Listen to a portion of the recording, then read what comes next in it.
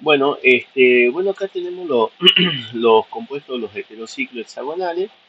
Eh, el representativo acá, o generalmente a quien analizamos, es a la piridina, ¿sí? Que es con el nitrógeno, y ahí tenemos, ¿no es cierto? Y es un compuesto aromático. En el caso de la piridina B, las posiciones adyacentes son las alfa, la que le sigue son las beta, y la que está del lado opuesto es la gamma. Entonces acá tenemos, es un compuesto aromático, cumple con la regla de Huckel, ¿ah? 4n más 2 igual a 6, que son los 6 electrones pi que tiene. Cuando uno despeja el n, si me da un número entero, significa que es un compuesto aromático, ¿ah? Por supuesto, la hibridación que presenta el nitrógeno es sp2, y tiene un par de electrones no compartidos fuera del anillo y un electrón desapareado justamente en un PI que forma el enlace pi.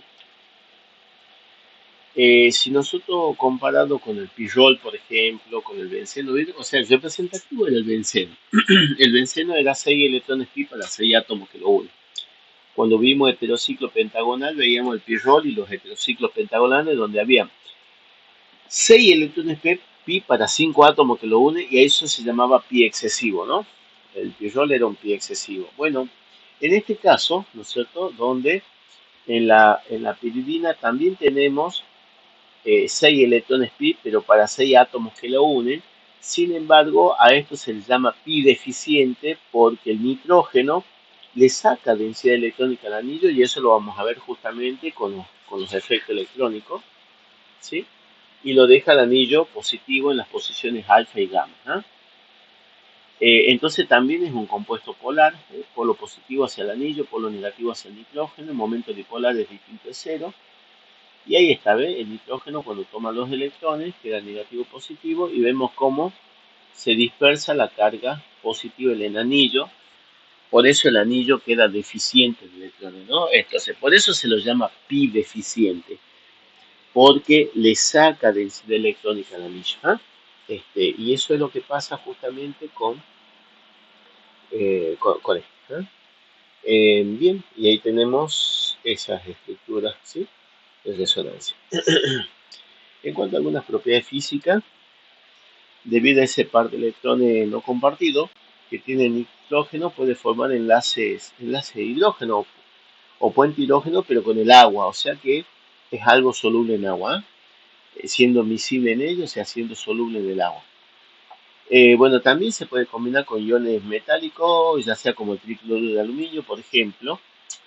Y bueno, el tricloruro de aluminio era un catalizador que utilizamos para hacer reacciones de alquilación, ¿sí? Por eso vamos a ver que el catalizador, en este caso, el catalizador no puede funcionar como tal para una alquilación o adilación de Friedel-Crafts. Una, porque su catalizador reacciona con la piridina dando una reacción ácido-base y forma una sal. Disuelve a las sales inorgánicas y a los compuestos orgánicos, o sea que es un excelente solvente la piridina. Por eso en varias reacciones químicas la pusieron a la piridina como solvente, ¿sí? Bueno, y es un compuesto polar, ¿ves?, comparado con el benceno. Punto de ebullición 119 grados, porque es dipolo, ¿no es cierto?, la atracción dipolo-dipolo, y bueno, los pesos moleculares son similares. Lo mismo que hacía justamente con la, con el tricloruro de aluminio, también se acompleja con el dióxido de azufre, ¿eh? Formando eso es porque hace una reacción ácido-base, ¿eh? En ese caso, em, sería el dióxido de azufre, se le combina el nitrógeno, ¿eh? Y ahí se queda, se forma esa estructura. Entonces ahora vamos a las propiedades químicas.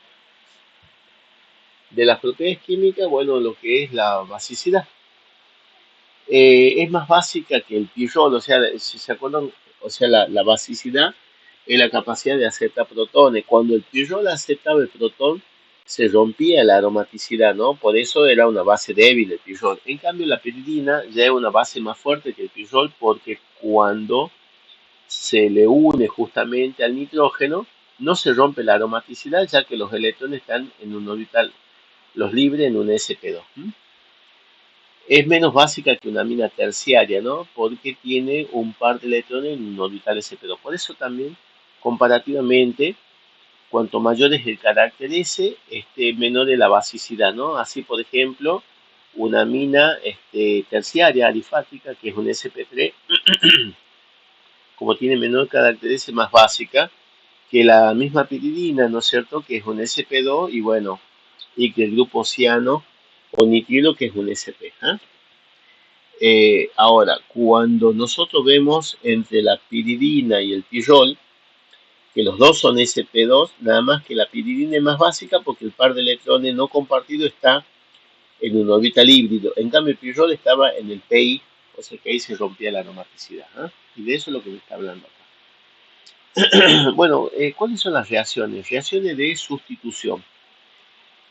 Como el nitrógeno le saca densidad electrónica al anillo, o sea, lo desactiva el anillo para la sustitución electrofílica aromática. O sea, se puede dar sustitución electrofílica aromática, pero estaría muy desactivada para la sustitución electrofílica aromática. Por eso vamos a ver que las condiciones son bastante drásticas, bastante fuertes para que se dé esta reacción, ¿sí? Es más, está mucho más desactivado que si fuese un nitrobenceno, ¿sí? Porque el nitrógeno forma parte del anillo que lo desactiva. Pero así como está desactivada, muy desactivada para la sustitución electrofílica aromática, está activada para la sustitución nucleofílica aromática.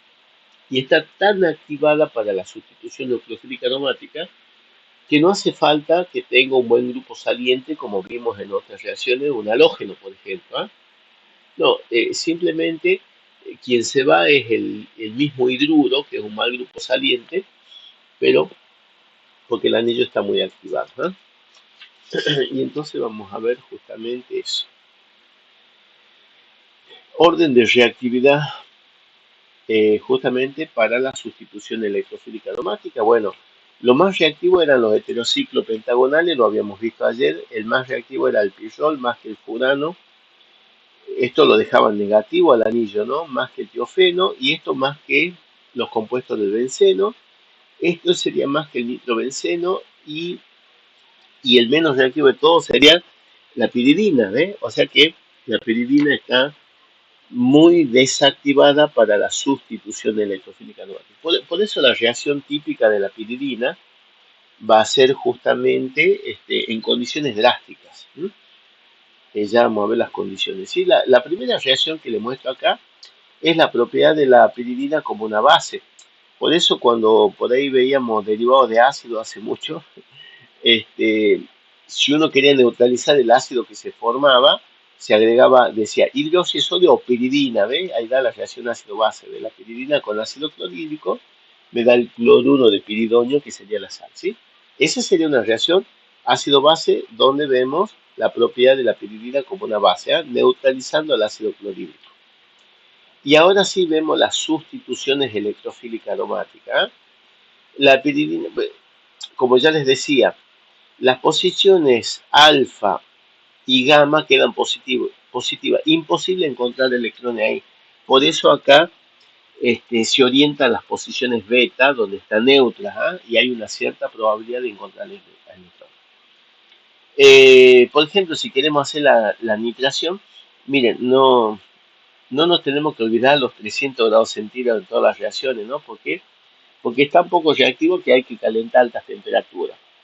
Nitrato de potasio con ácido sulfúrico para hacer la nitración se nitra en posición beta, beta nitropiridina.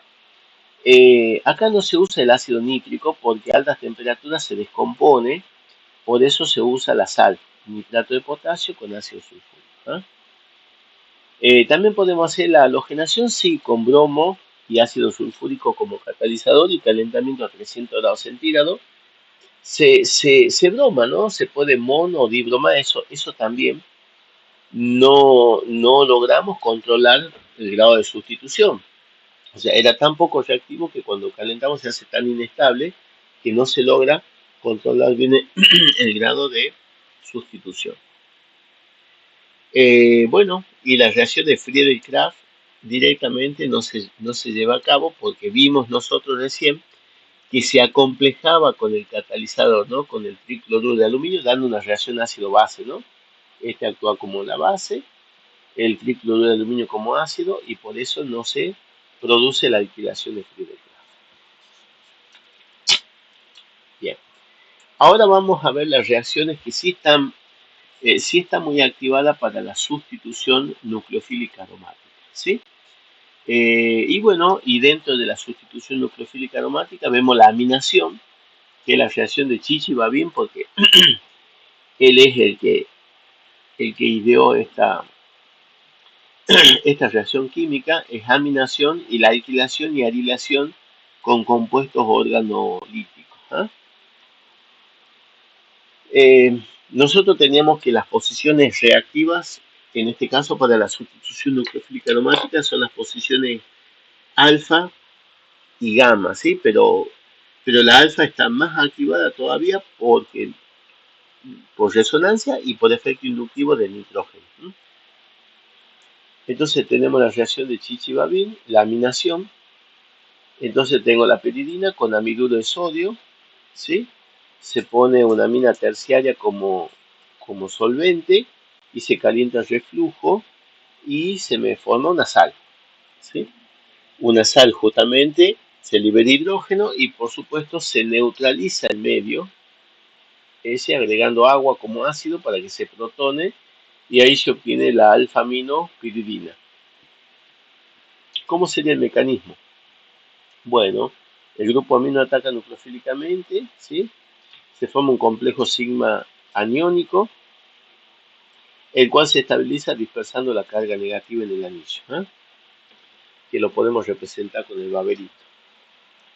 Esa es la etapa lenta y ahora se restablece la aromaticidad. Cuando vuelven los electrones se va el hidruro, ¿no? Que el hidruro es una base fuerte y como los hidrógenos pegados al nitrógeno son hidrógenos ácidos, por eso hay una reacción ácido-base y se me forma la sal. Recién cuando le agrego agua, se neutraliza ese medio, se protona y ahí se obtiene justamente la amina, en este caso la alfa-aminopiridina. ¿Vamos hasta ahí más o menos, chicas? Sí, ¿Vamos con profe. esto? Perfecto, perfecto. Bueno, y lo otro también que sí se lleva a cabo acá es la alquilación y la anilación de la piridina, ¿sí? También, ¿no? Con grupo B, eso se hace con compuestos organometálicos, ¿no? El metilitio o fenillitio, ¿sí? Da la misma reacción química, ataque nucleofílica al carbono alfa porque es más reactivo, se forma el complejo sigma aniónico y cuando se restablece la aromaticidad se ve el hidruro, pero en este caso ahí ya queda la reacción porque si bien el hidruro es una base fuerte, pero no puede arrancar ningún hidrógeno porque no hay hidrógeno ácido, ¿eh? Le da alfa-metilpiridina o alfa-fenilpiridina. ¿Mm? Y esas son las reacciones de la piridina. Bueno, oxidación, reducción, dice, ¿no? Reacciones de óxido y reducción. Por ejemplo, un oxidante es electrófilo, dice. Un oxidante actúa como electrófilo. A ver, claro. ¿Qué hace el oxidante? El oxidante es el que se reduce. Y si se reduce es porque gana electrones. Por eso un oxidante es electrófilo, ¿ves? Porque busca electrones. En cambio, un reductor equivale a un nucleófilo. Claro, un reductor es el que se oxida, o sea, el que cede electrones. Por eso actúa como un nucleófilo, porque busca los núcleos positivos. ¿Mm? Esos son los conceptos que me dan acá. Entonces, en base a eso me dice que la piridina, frente a un oxidante, es muy estable, claro, porque el oxidante es el que es electrófilo, dice, ¿no? El oxidante busca electrones, ¿sí? Y como la piridina está deficiente de electrones, por lo tanto no es resistente a la oxidación, ¿sí? Todo lo contrario ocurre con el pirrol, ¿sí? El pirrol se oxida fácilmente, justamente porque su anillo está negativo. ¿Ah? Es más, aún en presencia, dice, del oxígeno y del aire, el pirrol se puede oxidar, ¿sí? Al igual que lo hace la anilina y los fenoles. Bueno, y la piridina, por ejemplo, se reduce, la piridina sí se reduce fácilmente, ¿sí? Por hidrogenación catalítica. Entonces tenemos la piridina con hidrógeno y platino, se hidrogena y me da la piperidina, que el nitrógeno cambia la hibridación, pasó de sp2 a sp3, se comporta como una amina alifática secundaria, o sea que le aumenta la basicidad. ¿M? Bueno, y ahora sí tenemos los derivados de la piridina, que por ahí después vamos a ver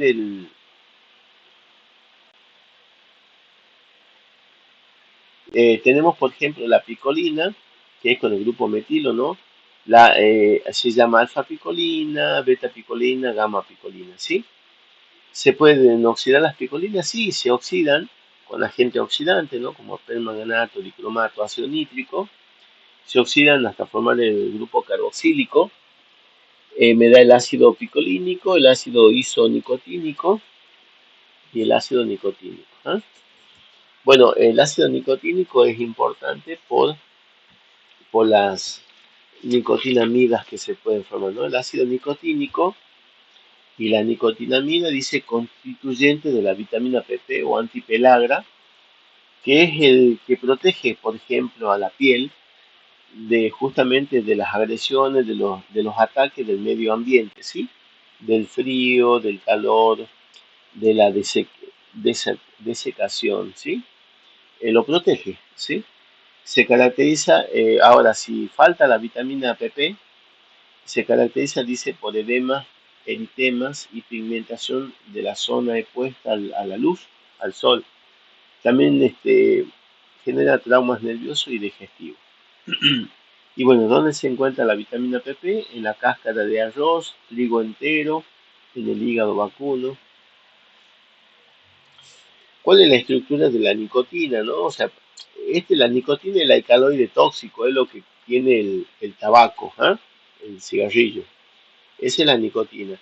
Si nosotros la oxidamos, ¿no es cierto? Se hace una oxidación con el ácido nítrico, me da el ácido nicotínico. También el ácido nicotínico se puede obtener a partir de la beta-picolina por oxidación y a partir del ácido nicotínico, tratándolos con amoníaco, ¿no es cierto? Yo puedo obtener la amida, la nicotinamida, ¿sí? Y esa nicotinamida es componente de nucleótidos, ¿no? Como por ejemplo lo que tenemos ahí, el NAT, el NADP, ¿no? Nicotina, adenina, dinucleótido, nicotina, adenina, dinucleótido fosfato. Cuando están como NAT y NADP están oxidados, pero cuando están como NADH y NADPH están reducidos. ¿En qué funcionan? Transportan poder reductor, ¿sí? Son transportadores de poder reductor para la síntesis de ATP en la cadena respiratoria. Bueno, los heterociclos hexagonales con dos heteroátomos. Tenemos las diacinas como la piridacina, la pirimidina y la piracina, ¿sí? De las tres, por ahí la más importante, la pirimidina, por las bases pirimidínicas, ¿sí? Vieron las bases nitrogenadas, las bases púricas y pirimidínicas para la síntesis de los ácidos nucleicos. Son compuestos aromáticos. La pirimidina tiene una gran importancia biológica ya que se encuentra formando parte de las bases pirimidínicas, también de barbitúricos que deprimen el sistema nervioso central, son ansiolíticos, también forma parte de los ácidos nucleicos, ¿no? Son bases más débiles que la piridina por efecto de la electronegatividad del segundo átomo del nitrógeno, que le disminuye justamente la basicidad, ¿no? Y ahí está. Entran en resonancia, ¿ves? Acá tengo dos nitrógenos y los dos pueden participar en la resonancia, ¿sí? Por eso está más dispersada la carga positiva en el anillo, es decir, que está más desactivado que la piridina para la sustitución electrofílica aromática. ¿Eh? Em, Bueno, tenemos también algunos compuestos de importancia biológica y acá tenemos los barbitúricos. Los barbitúricos comerciales, que serían el veronal, el luminal, básicamente es cuando se reemplazan los hidrógenos alfa del ácido barbitúrico. Acá está, ¿ves? Este es el ácido barbitúrico y estos son los hidrógenos alfa, ¿no? Si se reemplazan por distintos grupos alquilos, dan los distintos barbitúricos. Por ejemplo, si se reemplazan por dos grupos etilos, se obtiene el veronal, ¿sí? Si es por un grupo etilo y otro fenilo, se obtiene el luminal. Y hay un tercero, el pentotal, es cuando se reemplaza por un etilo y un secpentilo, ¿ah? Se llama el pentotal, que se utiliza mucho en los hospitales. ¿Qué acción tiene? Fuerte acción hipnótica, ¿sí? O sea, inducen el sueño y son depresores del sistema nervioso central, ¿sí? Son ansiolíticos, o sea, me deprimen el sistema nervioso central. Lo que sí son aditivos, ¿no? O sea, solamente el médico psiquiatra es el que medica y la dosis, bueno, y cómo se va a retirar, ¿sí? Bueno, después también otros compuestos de importancia biológica de la pirimidina son las bases pirimidínicas. Ahí tenemos la citosina. En la citosina tiene un grupo amino y un grupo oxidilo. La timina tiene dos grupos oxidilo y un grupo metilo. Y el uracilo es igual que la timina, pero sin el grupo metilo, ¿ah? El uracilo. Recordemos que la citosina y la timina para la síntesis de ADN y la citosina y el uracilo para la síntesis de ARN. Bueno, medio a pH fisiológico, se encuentran como lactama, ¿sí? Porque este es un enol, hace la teutomería cetoenólica, ¿ves? Y forman los compuestos cetónicos. Después tenemos los sistemas de núcleos condensados, el sistema 6,5, ¿no? Ahí tenemos 4 tipos. Por ejemplo, tengo, ¿ve? El benzofurano. Básicamente el furano que tiene un anillo aromático, ¿no? Benzotiofeno, el benzopirrolo indol que se le llama, y bueno, y después tenemos esto, ¿no?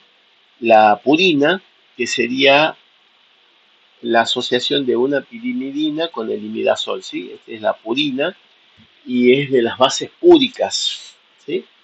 También utilizada para la síntesis de los ácidos nucleicos.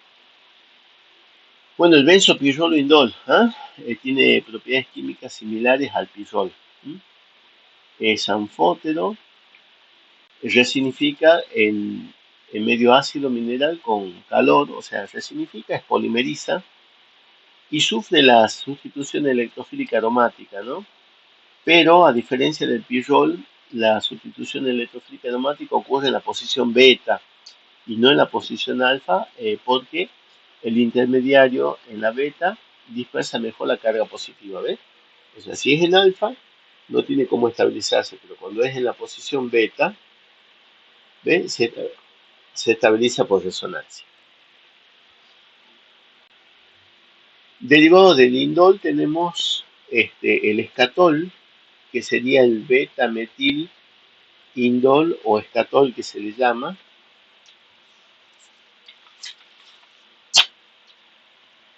Y tanto el escatol y el indol se producen durante la putrefacción de las proteínas y dan el olor característico a heces fecales, dice. ¿Ah? En cambio, el indol solo, a grandes diluciones, produce olor a jazmín, ¿sí? Entonces es preferible que esté diluido que esté concentrado, ¿sí? Cambia totalmente el aroma. ¿Para qué se lo utiliza o en dónde más se lo puede ver? En un aminoácido como el triptófano, ¿ves? Sería la cadena lateral del triptófano. Ahí lo tenemos justamente. Y bueno, en este caso es un aminoácido utilizado para la síntesis de proteínas. Bueno, y de las bases púricas, ¿no? De las purinas, los de importancia biológica tenemos la adenina, que tiene el grupo amino, 6-aminopurina, y la guanina, que tiene el grupo amino y grupo oxidilo, ¿no? 2 aminos, 6 hidroxipurina, ¿sí? Ahí tenemos la adenina y la guanina, que también, ¿no es cierto? A pH fisiológico forman lactamas, hacen la tautomería cetonónica. Otros compuestos también derivados de las bases púricas serían la xantina, que son estimulantes del sistema nervioso central, ¿sí? La xantina como 2,6 dihidroxipurina son estimulantes, ¿no? Del sistema nervioso central, por ejemplo, la contiene el café, el té, el cacao, ¿sí? La yerba mate. Eh, y bueno, acá tenemos las distintas xantinas, pero por ejemplo, la teobromina está en el cacao, ¿sí? Es esta la estructura. Sería 3,7 dimetilxantina. Después tenemos la teofinina, que la contiene el té, 1,3 dimetilxantina. Y después tenemos la cafeína, que es 1,3,7 trimetilxantina, que se encuentra en el café y la yerba mate, ¿no? Son estimulantes del sistema nervioso central, ¿sí? Y, y ese, y ese es este temita, ¿sí?